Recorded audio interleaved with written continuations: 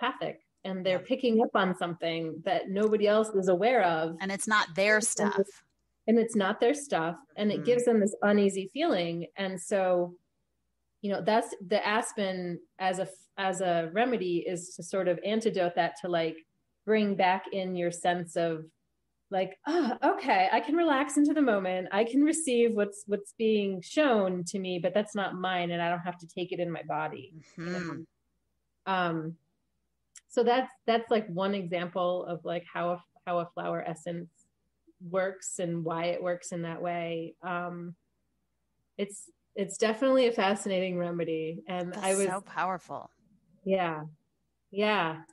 So, and even like there's a remedy called mimulus.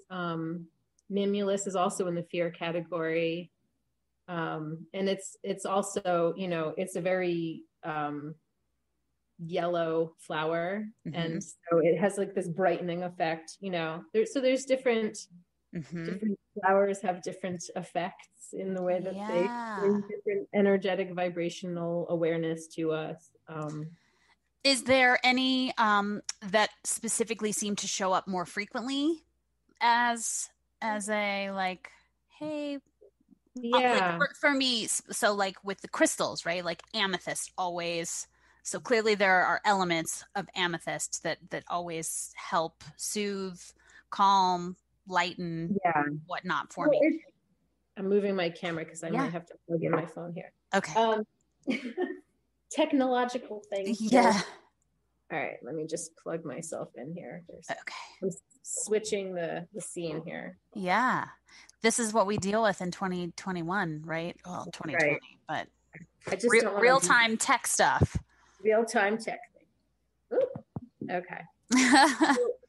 All right. So, you know, there are definitely remedies that the Bach Center keeps track of. That's like, what are the number one sellers? You know, and it's interesting to see what the number one sellers are depending on the year. And I always find that fascinating. But one of the number one. Sorry, I'm like trying. That's okay. Is it okay if I tip this way? Yeah, take your thing. Yeah, take your time. Yeah. Okay. So one of the number one flower remedies is walnut.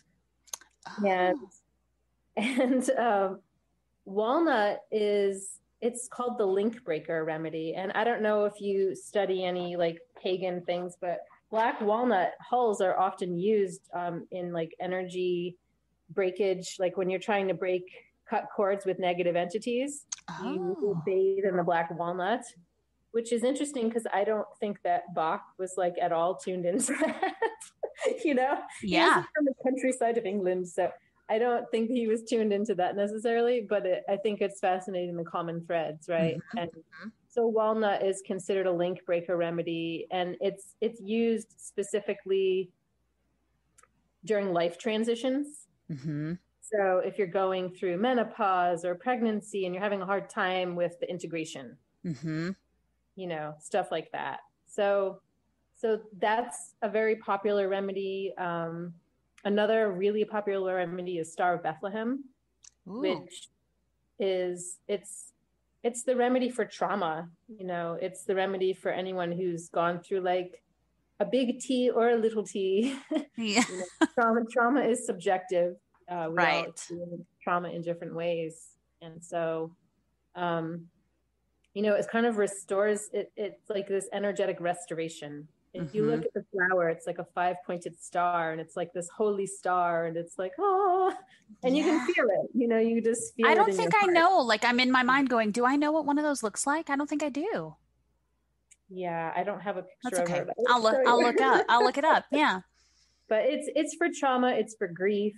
You know, stuff like that. Incidences, losses, car accidents. That was what I took from my car accidents, and I definitely felt personally like, you know, like when I say allies, like if you have an energetic ally, I don't know if anybody who's ever had healing work done, energy healing work, knows that feeling when you feel like a presence of something that's there to help you. It's just like you feel it in your system, and you can't describe it. It's not like a they did this thing and then I felt this way. Right. It's like, okay, something shifted. And that's back to the conversation we were having before, where I think there's so much about like prove it and thinking mind and mentalness and intellectualizing and analyzing. And it's like a lot of this stuff is feeling energy stuff is feeling stuff, not thinking stuff. Right. Yeah. When you shift your energy, it can trigger creative ideas that are more thought-based, right? But like first it's tuning into and tapping into your feeling circuitry. Yeah. And there's a big thing. It's, you know, with any, and this is what I find fascinating about this system in particular, you know, there's 38 remedies and everybody can experience some level of trauma, but how and why and the emotion that's attached to that trauma is different for everybody.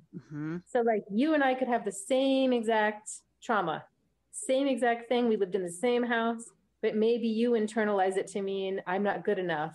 Something's wrong with me.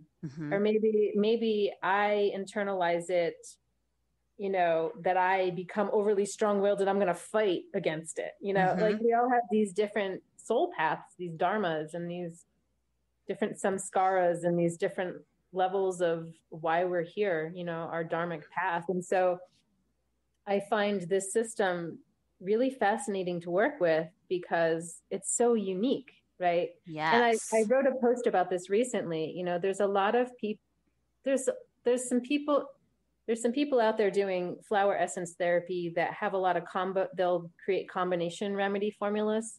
They'll say like willpower in a bottle, you know, or they'll say, you know, you'll just any of those number of things, right? Yes.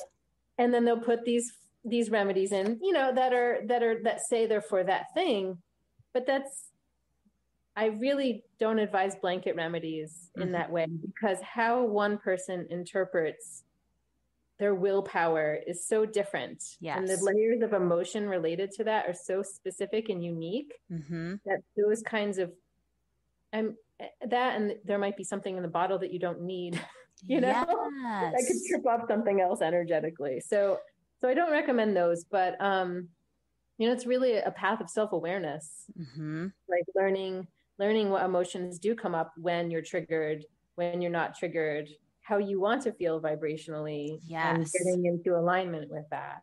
So walk me through, if I come to you as a client, which we've already talked about, I can't wait to explore and find out who my allies are. Walk me through that sort of like intake. What is that initial experience like? How do we get started? Yeah. So generally when somebody comes to me, the first thing is like, well, why, what's going on for you that brought you here? And sometimes some people very like, I've got Crohn's. I've got really bad arthritis that's making me crazy. You know, it could be a physical thing. It could be an emotional thing. It could be that they're just going through a really hard time in life and they just need like a boost, you know? So I'll check in with them and see like what specifically is going on. And then I ask a lot of questions. It's like, okay, well, so that's going on for you. How are you taking that? Like, how are you interpreting that? Like, what does that feel like in your body? You know, where do you feel that in your body? When you feel that in your body, how do you react? So there's a lot of deep questions that get asked. And a lot of it's intuitive for me, you know, like based on what I'm picking up on from a person. You know, I can feel things. I don't really put that out there, but I pick up on things, you know, I can tell when certain, and I have a way of asking questions that really gets to the core emotion because there's so many layers of emotion, you know, so I like to get to, well, what's really tripping you up in the moment. And so then we, you know, from there, some people it's like, okay, there's just like one or two remedies that are screaming out like, hi, can we come hang out? Put me to work. Right. I'm totally ready to hang out with this person. Yeah. And then other times it's like, whoa, okay, there's so much going on here. So let's figure out what's the most important. What do you really need to focus on? What's the most important thing for you to focus on? And then we'll work with just those. I don't ever, you know, give more than you're not supposed to ever give more than 7 remedies in a bottle. I rarely give that many. I usually start people off with like 2, sometimes 3, just to start them off and see what shifts.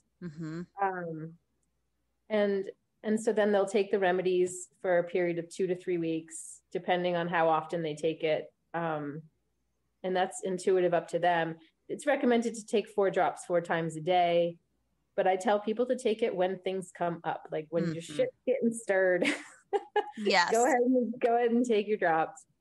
And then we reassess in 2 to 3 weeks and see what's shifted and see what might have come to the surface as the result of that shift.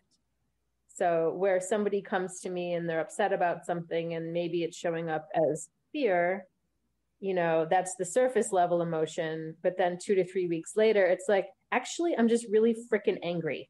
Fear and anger have a love-hate thing, right? Right. Yeah. And then 3 weeks later, they're like, I just want to cry. I'm like, so much grief. Like this, it just all comes down to these layers, and you work with whatever emotions at the top layer, and then you work your way down.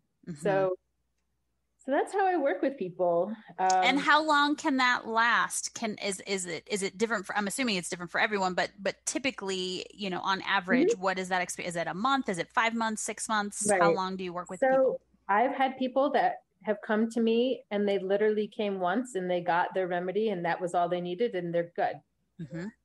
Wow. Like I had this one woman who was struggling with addiction. And once we pinpointed where the emotion where it was coming, she took the remedy and that's her remedy. And now she knows she goes and gets it whenever she's triggered and she's good. Like done. Wow. Right. Similar with children are really receptive to it. Sometimes it just takes meeting once or twice. And then once they feel the difference in their energy field, they're like, oh, I'm good. Yeah. Some people, it's ongoing. I have a couple of clients that I've worked with for a couple years and they just are really doing some deep soul work. And it really depends on the client and the layers that they're willing to look at and work with. I've had people, they're good, and then they come back to me 3 years later with something else. Sure. Yeah. So it really depends on what's coming up for the person. Yes. It's some people, I have a couple people who are on my like once a month program. They get a little tune up. We have like a once a month check-in and then we just see what's going on and I re-up them and they just have their personal room sprays that they have in their rooms. I have one client who has her personalized car spray. She does a lot of commuting. Yeah. And then so it really varies. Very cool. So I'm trying to be aware of our time here too. Okay. So we don't have to go too far down this rabbit hole. And I know you and I loosely touched on it last time we talked, but I feel like it could be a question that people who are listening may have, because there's so much talk now and it's so open as far as other plant medicines like ayahuasca and psilocybin. And how does Bach flower essence and Bach flower remedies differ from those types of experiences? Well, they're not going to knock you over the head. You're not going to have an Alice in Wonderland experience? No. Although, maybe. So it really is dependent. Yeah. Well, that's just me personally. I won't say that. I've had, slightly psychedelic experiences with flower remedies, but it's not like on the visual set, not in the typical way, but more on the energy level. Like you're like, whoa, okay, all of a sudden I can feel everything. Like once the blockages are cleared, the energy can channel and move through in a different way. And then you just feel different. You have heightened awareness. And so some people have reported side effects like that, but usually it's because their perception is more clear. But I would say in general, flower remedies are very subtle. It's like a very subtle, some people don't even feel anything. Like they won't feel a difference. But then when I interview them, like a month later, and I ask them, oh, so remember we talked about that thing? And they're like, no, what are you talking about? Like, I'm good. Just deleted the